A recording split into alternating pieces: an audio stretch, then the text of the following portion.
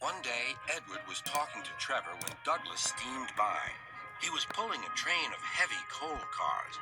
"Come on, Edward. Stop gossiping in the sun when there's work to be done." Later, Edward spoke to Douglas. "Trevor and I are old friends, and you and he have a lot in common, too." "We do?" quizzed Douglas. "And what would that be?" "Scrap," said Edward quietly. Douglas gasped. "Don't mention that word. It makes me wheels wobble." "It does the same to Trevor," replied Edward. "He was being sent to the scrapyard, but the vicar and I saved him, and now he's really useful again. Even so, Sir Topham Hatt certainly does need another steam engine here." "Aye, he does, and quickly." That night, Douglas was still working. He had taken the midnight goods train to a station at a faraway part of the island where only the diesels work.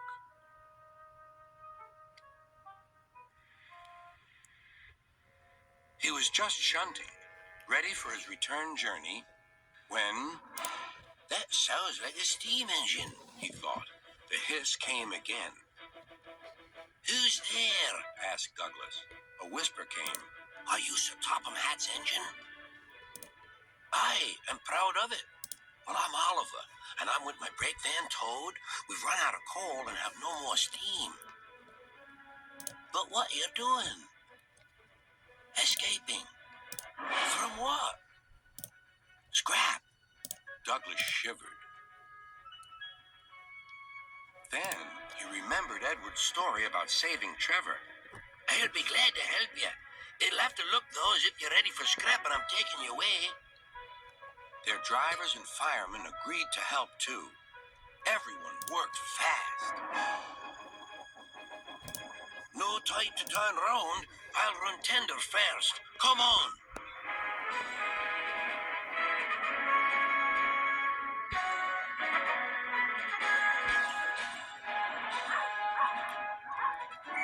But before they could clear the station, they were stopped.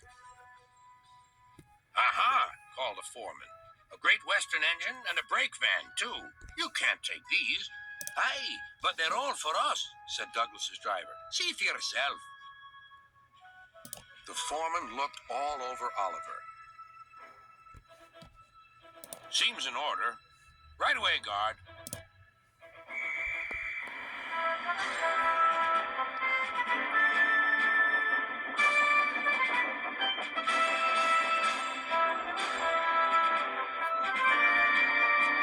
"That was a near thing." "We've had worse," replied Oliver, and they forged ahead.